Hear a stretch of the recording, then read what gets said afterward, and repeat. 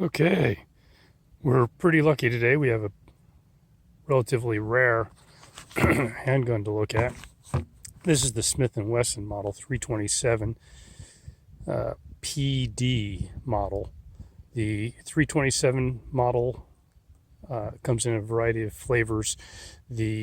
First of all, it's an N-frame revolver, meaning it's the one of the larger frames in the Smith and Wesson lineup. The 27 indicates that it's a derivative of the Model 27, which is the offshoot of the registered Magnum, essentially the first 357 Magnum revolver that Smith and Wesson produced in mass. They renamed it the Model 27, and then for different models gave different number prefixes. The 627 would be a stainless steel, the Model 27 is a carbon steel, and the 327 is that really lightweight scandium. The cylinder is titanium, the frame is scandium, the barrel itself is stainless steel, but the barrel shroud, it's a two-piece barrel, the barrel shroud is also scandium. The gun weighs all of about 26 or 27 ounces unloaded. Ships with a couple of different grips. It comes with these nice wooden ones. They're very attractive. They're also not terribly comfortable to shoot with 357 because the back strap is exposed and you don't have a whole lot of cushioning. I replaced it with the single, the Hogue grip, and added a lanyard loop, which Hogue doesn't advertise, but they'll sell it to you if you ask them. The cylinder itself is an 8-shot, which is kind of nice, and it's, as I say, super light, wide spur hammer. Comes with a lock that so many people deride. It hasn't been an issue yet. For sighting, you can see there's the very high visibility fiber optic front sight, and the rear sight is a V notch, so it's designed more for fast acquisition. Let's shoot it and see how we like it. All right, we'll start out with some 38 special ammunition. The nice thing about a 357 revolver like the 327 is you can shoot a variety of ammunition. You can shoot 357 Magnum, you can shoot 38 special, you can even shoot 38 Smith and Wesson because the gun doesn't have to cycle like a semi-automatic. Low recoiling or low power rounds run through it just as good as anything else. It'd be great for stuff like snake shot and things like this.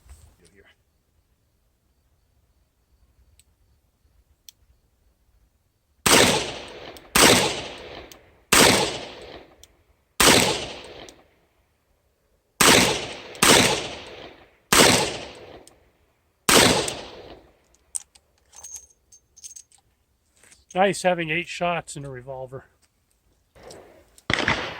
One of the nice things about the 8-shot Model 27 variants is that they're fairly popular in competition, so you can get a variety of different accessories for it, like this 8-shot speed loader.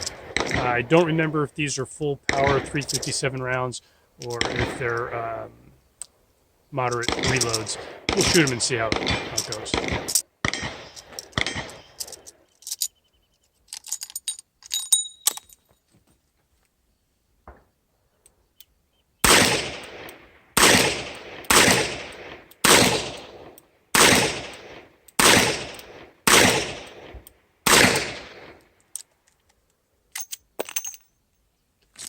Loads and empties quite nicely. All right, we've placed the target about 10 yards away. We'll shoot some headshots and see what kind of offhand accuracy we're getting.